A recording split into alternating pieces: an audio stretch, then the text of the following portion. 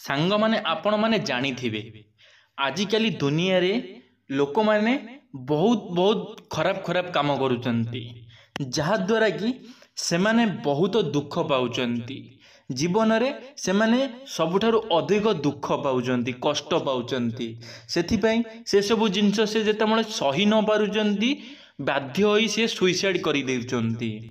आचार्य चाणक्यंक अनुसारे आपणकर एही गोटिए भूल हेउची सबु दुखर कारण। कौन आपण भी करुछंती एही परी भूल? चलंतु जानिबा आजिरो एही वीडियो रे कौन आपण माने सतरे किछि सेमिति भूल काम करुछंती जहा द्वारा कि आपण आपणको जीवन रे बहुत दुख बा बहुत कष्ट अनुभव करुछंती जहाको आपणको दंड विधान निजको निजे दबाकू पड़ुची निजको निजे दंडरे दंडित करने पड़ुची। चलंतु आजिर भिडियोटी आरंभ करिबा। हाय फ्रेंड्स, जय जगन्नाथ। मु आपण मानकु स्वागत करुची टॉकिंग वर्ल्ड यूट्यूब चैनल को। मु आशा करुची आपण माने भलरे थिबे, खुशी रे थिबे। चलंतु आजिर भिडियोटी आरंभ करिबा। आजि आमे आचार्य चाणक्यंक एही धारणा मध्यरु गोटिए विश्लेषण करिबु। चाणक्य ओ दृष्टिकोण एहा उपरे आधारित जे मनीष माने निजे जीवन रे दुख को आमंत्रण निजे ही करिथांती। यार कारण आचार्य चाणक्य निज नीतिबाणी पुस्तक रे कहिछंती। आचार्य चाणक्य कहिछंती जे मनीष निज कार्य द्वारा जीवन रे दुख को आमंत्रण करिथाए। यार कारण हेउची मनीष जीवन रे जहा करे भल हेउ कि खराब से यही जीवन रे तांकर कार्यर फलाफल पाती। वास्तव जीवन रे आपण निश्चय अनेक थर देखिथिबे जे जीवन रे दुख एवं सुखर तरंग अछि। आपण माने जानिथिबे प्रत्येक मनुष्यर जीवन रे सुख मध्य अछि, दुख मध्य अछि। आमको सुख समय रे खुशी रे रहिबार अछि, दुख समय रे दुख रे रहिबार अछि।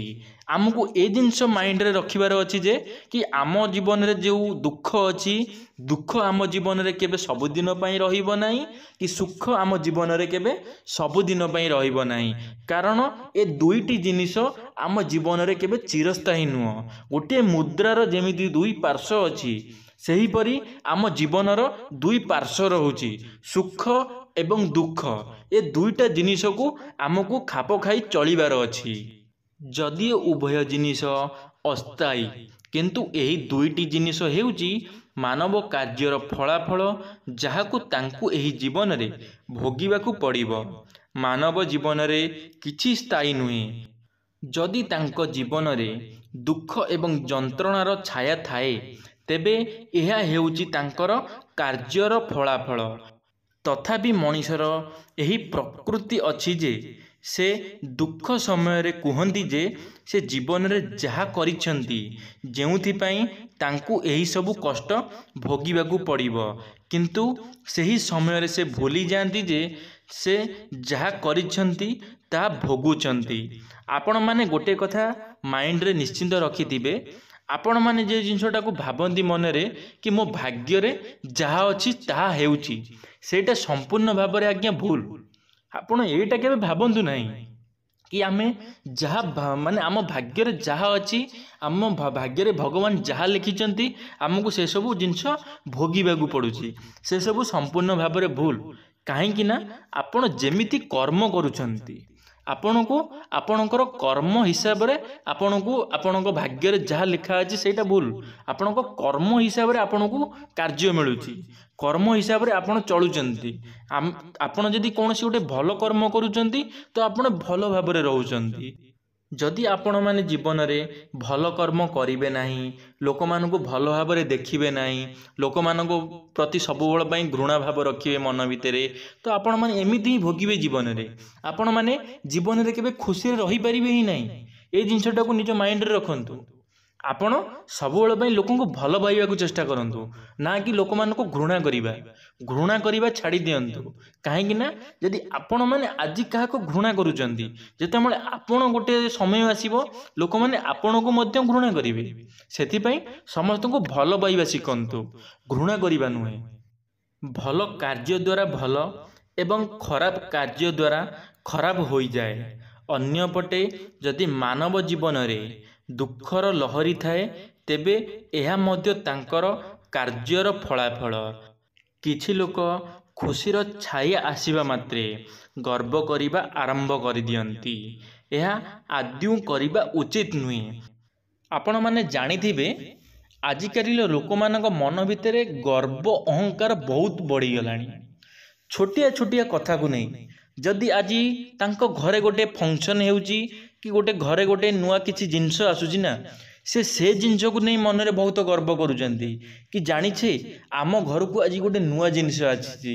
ସେ ଜିନିଷକୁ ନେଇ ସେ ମନରେ ତାଙ୍କର ବହୁତ ଗର୍ବ କି ସେ ଜିନିଷଟା ଆମର ଏତେ ଟଙ୍କାର ଆସିଲା, ସେ ଜିନିଷରେ ଆମର ଏତେ ଟଙ୍କା ଆମେ ଖର୍ଚ୍ଚ କଲୁ, ଆଜି ଆମେ ଏ ଜାଗାକୁ ଯାଇଥିଲୁ ବୁଲିବା ପାଇଁ ଏତେ ଟଙ୍କା ଆମେ ଖର୍ଚ୍ଚ କରିକି ଆସିଲୁ, ଆଜି ଆମେ ଏ ଜାଗାକୁ ପିକନିକ୍ କରିବାକୁ ଯାଇଥିଲୁ, ଆଜି ଆମେ ସପିଂ ମଲ୍କୁ ସପିଂ କରିବାକୁ ଯାଇଥିଲୁ। ଏସବୁ ଲୋକ ଏସବୁ କଥାକୁ କହି ନିଜ ମନରେ ବହୁତ ଗର୍ବ କରନ୍ତି। କାହିଁକି ଗର୍ବ କରନ୍ତି ନା ସେମାନଙ୍କ ପାଖରେ ପଇସା ଅଛି, ଟଙ୍କା ଅଛି ସେମାନଙ୍କ ପାଖରେ ଖର୍ଚ୍ଚ କରିବାକୁ। ଯେତେବେଳେ ଭଗବାନ ତାଙ୍କୁ ଦେଇଛନ୍ତି ଖର୍ଚ୍ଚ କରିବାକୁ, ପଇସା କମାଉଛନ୍ତି ସେମାନେ, ତାଙ୍କ ଭାଗ୍ୟ ଭଗବାନ ଯେତେବେଳେ ଖୋଲି ଦେଇଛନ୍ତି ନା, ତ ସେଥିପାଇଁ ସେମାନଙ୍କୁ ଲୋକ ଦେଖାଯାଉନାହାନ୍ତି। ଧନୀ ଗରିବ ଭିତରେ ସେମାନେ ଫରକ ଦେଖୁନାହାନ୍ତି କି ଆମେ ଯଦି ଧନୀ ଅଛେ ତ ଆମ ଆଗରେ ଜଣେ ଯଦି ଗରିବ ଲୋକ ଅଛି କି ଆମେ ତାକୁ କେମିତି ସାହାଯ୍ୟ କରିବା, ସେ ଜିନିଷକୁ ସେମାନେ କେବେ ଭାବନ୍ତିନି ମନ ଭିତରେ। ସେମାନେ ଯଦି ସେମାନଙ୍କ ପାଖରେ ପଇସା ଅଛି, ସେମାନେ ଯଦି ପଇସା କମାଉଛନ୍ତି, ଭଲ ତାଙ୍କର ଇନକମ୍ ଅଛି, ତ ସେ ସେଥିରେ ବହୁତ ଖୁସି ରହୁଛନ୍ତି। ହେଲେ ସେ କେବେ ଗୋଟେ ଗରିବ ଲୋକକୁ ଗୋଟେ ବୃଦ୍ଧ ଆଶ୍ରମ ହେଉ କି ଅନାଥ ଆଶ୍ରମ ହେଉ ଦାନ ଦେବା ସେସବୁ ବିଷୟରେ ସେମାନେ କେବେ ମନରେ ଭାବନ୍ତି ନାହିଁ। କେତେବେଳେ ଭାବନ୍ତି କି ଯେତେବେଳେ ତାଙ୍କର ଗର୍ବ ଏମିତି ବଢ଼ି ବଢ଼ି ବଢ଼ି ବଢ଼ି ଶେଷରେ ଭଗବାନ ତାଙ୍କ ଗର୍ବକୁ ସହିପାରନ୍ତି ନାହିଁ। କାହିଁକି ନା ଭଗବାନ ଗୋଟିଏ ଜିନିଷ କହିଛନ୍ତି, ଗୋଟିଏ ଭକ୍ତର ଗାଳି ସହିଯିବେ, ଗୋଟିଏ ଭକ୍ତର ସବୁ ଜିନିଷ ସହିଯିବେ, ହେଲେ ତା ଗର୍ବ କେବେ ସହିପାରିବେ ନାହିଁ। କାରଣ ଭଗବାନ କେବେ କାହାର ଗର୍ବ ସହିପାରନ୍ତି ନାହିଁ। ସେଥିପାଇଁ ମୁଁ ଆପଣମାନଙ୍କୁ ରିକ୍ୱେଷ୍ଟ କରୁଛି କି ଆପଣମାନେ କେବେ ଜୀବନରେ ଗର୍ବ କରିବେ ନାହିଁ। କାହିଁକିନା ଗର୍ବ ଦ୍ୱାରା ଆପଣ ଆପଣଙ୍କ ଜୀବନରେ ସବୁ କିଛି ହରାଇ ବସିବେ।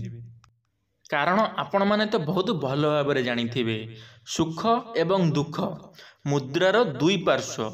ଯଦି ଜୀବନରେ ସୁଖ ଅଛି ତେବେ ଦୁଃଖ ମଧ୍ୟ ଆସିବ, ଏବଂ ଯଦି ଦୁଃଖ ଅଛି ତେବେ ସୁଖ ମଧ୍ୟ ଆସିବ ନିଶ୍ଚିନ୍ତ। କିନ୍ତୁ ଏହା ଏତେ ନିଶ୍ଚିନ୍ତ ଯେ ଏହା ମନୁଷ୍ୟର କାର୍ଯ୍ୟ ଉପରେ ନିର୍ଭର କରେ। ଏହି କାରଣରୁ ଆଚାର୍ଯ୍ୟ ଚାଣକ୍ୟ କହିଛନ୍ତି ଯେ ମଣିଷ ନିଜ କାର୍ଯ୍ୟରେ ଦୁଃଖକୁ ଆମନ୍ତ୍ରଣ କରିଥାଏ। ଏଥିପାଇଁ ଆପଣମାନଙ୍କୁ ମୁଁ ରିକ୍ୱେଷ୍ଟ କରୁଛି ଆପଣମାନେ ଜୀବନରେ ଭଲ କାର୍ଯ୍ୟ କରନ୍ତୁ। ଯଦି ଆପଣମାନେ ଆପଣଙ୍କ ଜୀବନରେ କିଛି ଭଲ କାମ କରୁଛନ୍ତି ତ ଆପଣ ଆପଣଙ୍କ ଜୀବନରେ କେବେ ଦୁଃଖ ପାଇବେ ନାହିଁ। ସବୁବେଳେ ସମସ୍ତଙ୍କ ସାଥିରେ ଖୁସିରେ ରହିବାକୁ ଚେଷ୍ଟା କରନ୍ତୁ, ଖୁସିରେ ରୁହନ୍ତୁ, ସୁଖ ବାଣ୍ଟନ୍ତୁ। ଦୁଃଖ ଯଦି ଗରିବ ଲୋକ ଗୋଟିଏ ରହୁଛି କି ଦୁଃଖୀ ଲୋକ ରହୁଛି, ତା ଦୁଃଖ କଥା ଶୁଣନ୍ତୁ, ତା ମନ କଥା ବୁଝନ୍ତୁ, ତାକୁ କିଛି ସାହାଯ୍ୟ ସହଯୋଗ କରନ୍ତୁ। ଦେଖିବେ ତାକୁ ବି ଖୁସି ଲାଗିବ, ଗୋଟେ ଗରିବ ଲୋକକୁ ବି ଖୁସି ଲାଗିବ, ଆପଣମାନଙ୍କୁ ବି ଖୁସି ଲାଗିବ। ଭିଡ଼ିଓଟି ଶେଷ ପର୍ଯ୍ୟନ୍ତ ଦେଖିଥିବାରୁ ଆପଣମାନଙ୍କୁ ଅଶେଷ ଅଶେଷ ଧନ୍ୟବାଦ। ଯଦି ମୋର ଏହି ଭିଡ଼ିଓଟି ଆପଣମାନଙ୍କୁ ଭଲ ଲାଗିଥିବ ଲାଇକ୍ କରିବେ, ସାଙ୍ଗମାନଙ୍କ ମଧ୍ୟରେ ସେୟାର କରିବେ। ଯଦି ଆପଣ ଆମ ଚ୍ୟାନେଲରେ ପ୍ରଥମ ଥର ପାଇଁ ତ ଆମ ଟକିଂ ଅଲ୍ ୟୁଟ୍ୟୁବ୍ ଚ୍ୟାନେଲକୁ ସବସ୍କ୍ରାଇବ୍ କରି ବେଲ୍ ଆଇକନ୍କୁ ଅଲ୍ରେ କ୍ଲିକ୍ କରିବେ। କାରଣ ଆମ ଚ୍ୟାନେଲରେ କିଛି ନୂଆ ଅପଡ଼େଟ୍ ଆସିବ, ଆପଣ ସର୍ବପ୍ରଥମେ ଦେଖିପାରିବେ। ଧନ୍ୟବାଦ। ଜୟ ଜଗନ୍ନାଥ।